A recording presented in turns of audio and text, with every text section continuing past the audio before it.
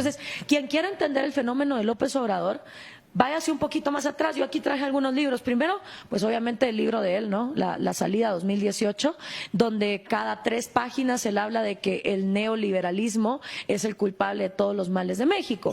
Yo tuve un debate en mayo reciente con Antonio Antolini en otra estación de radio y le decía, bueno, explícame qué es neoliberalismo, porque si nos vamos al concepto, neo significa nuevo y liberalismo pues es una corriente que empezó en el siglo XIX demarcando que el gobierno debería estar absolutamente separado de la economía.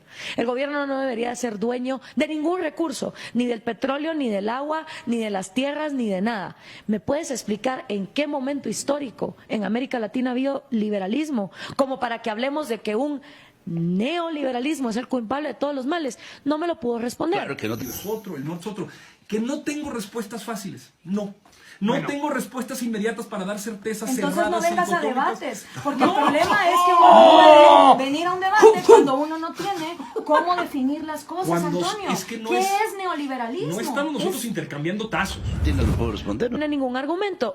Pero cuando vemos lo que sí ha habido en América Latina, es que ha habido periodos donde a la gente se le ha vendido la idea de que vamos a tener libre mercado, de que va a haber liberalismo, y quien quiera entender qué es todo lo que México no hizo bien, como para que la gente se hartara y votara por López Obrador, pues lo invito a que se lea también este libro, que se llama El retroceso, súper pequeño, de Luis Pasos, donde explica todas y cada una de las cosas que el PRI y también el PAN dejaron de hacer para que México, antes de que este señor entrara, ya estuviera en el puesto 77 en el índice de libertad económica mundial. O sea, antes de que López Obrador llegara al poder, ya México es el país 77. Quiere decir que hay 76 países en el mundo donde es más fácil producir, trabajar, invertir y crear riqueza que en México. Entonces, ¿a dónde se van a ir las inversiones? Ahora, la gente dice que tanto libre mercado, tanta libertad económica fue lo que llevó a México a la debacle. No, ya no había libertad de mercado en México, ya había una cooptación corporativista donde solo los allegados al poder llegan a recibir favores. La única manera de romper eso es separar constitucionalmente al gobierno de la economía. Pero cuando uno le vende a la gente la idea de que hay que separar al gobierno de la economía, te dicen que estás loco. Pero si el gobierno que está en funciones tiene cooptado al Congreso, pues entonces la posibilidad de que esto se separe es prácticamente nula. Imposible. Y aparte porque ni la izquierda ni la derecha en toda América Latina, por lo que yo he visto, está interesada en limitar el tamaño del gobierno a que sus funciones sean solo seguridad y justicia para garantizar los derechos individuales y dejar que la economía corra de una manera libre y que sean los propios individuos votando con su dinero los que decían a quién premian y a quién castigan. O sea, no hay mejor barómetro que el mercado en ese aspecto. Porque, por ejemplo, cuando entraron empresas de aplicaciones para pedirte un taxi, los sindicatos de taxis que durante años estuvieron allegados a los gobiernos ofreciendo un pésimo servicio, no les quedó de otra que echarse para atrás, porque la propia gente, o sea, esa es la democracia más justa y más efectiva que hay, la de el individuo utilizando su dinero para decidir con quién premia, comprándole, y a quién premia y a quién castiga no comprándole. O sea, si confiamos en eso, ¿el mundo va a ser perfecto? No, el ser humano no es perfecto, siempre va a haber corrupción, pero por lo menos es menos corrompible a dejarle todo el poder económico a un Mesías que encima nos está hablando de cosas que no tienen ninguna lógica económica, como que hay cosas que son gratis.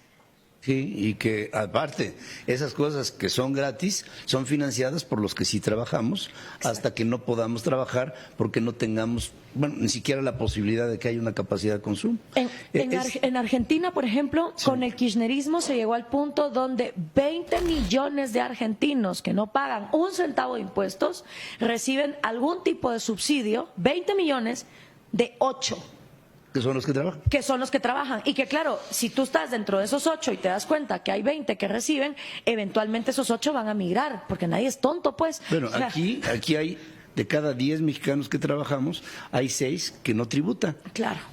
Entonces, y te decía yo un dato, cuando le hablaba yo a Gloria de que estamos llegando a los Estados Unidos. En Estados Unidos hay 35 millones de mexicanos que producen 3 veces el Producto Interno Bruto de México, completo, ¿eh? ¿Por qué? ¿Falla el mexicano? No, falla el sistema en el que está inmerso. Y cuando estás en un sistema de libre mercado, de libre competencia, de libre pensamiento, entonces las condiciones son diferentes. Y esa es otra cosa, que hay mucha gente que dice, no, es que el latinoamericano genéticamente está diseñado para ser corrupto, o genéticamente está condenado a una cultura de corrupción. Y uno dice, bueno, esa misma persona se sube en un avión y ahí sí se pone el cinturón de seguridad, no se pasa los semáforos en rojo, bota la basura donde la tiene que botar. ¿Por qué? Porque no es que el latinoamericano esté condenado a ser corrupto, es que cuando las leyes no llevan castigos, nadie las cumple. Y lo que pasa en América Latina es que los gobiernos hacen demasiado de lo que no tienen que hacer, como por ejemplo andar regalando privilegios económicos, ya sea a gente en carencias con subsidios o a empresarios dándoles proteccionismos y privilegios que los protegen de la libre competencia. Eso es lo que el gobierno no debería de hacer, pero lo que sí debería de hacer no lo hace, que es garantizar la seguridad y justicia. Nuestras cárceles, nuestro sistema judicial, la imparcialidad de los juzgados, de las cortes, la falta de que se pueda tener una justicia pronta y certera en estos países. Siempre el organismo judicial es el menos financiado, cuando debería de ser la columna vertebral de todos los gobiernos en América Latina. Y siempre estamos preocupados de quién será el próximo presidente. Eso debería ser irrelevante si existe un sistema de justicia parejo. ¿Este país, México, ya es socialista?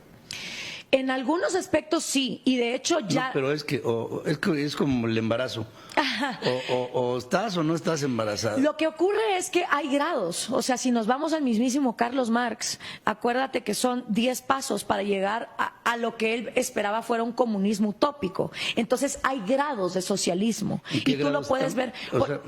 O sea, lo que te quiero decir, entonces, ya estamos en una escala en donde estamos avanzando en los grados para ser un país socialista. Hay rubros en México, por ejemplo, la educación y la salud se manejan con una lógica marxista, con una lógica socialista, que eventualmente va a reventar, porque no hay manera financiera de sostener a largo plazo lo que hoy se está dando. Además, yo te digo una cosa, digamos, dijiste educación.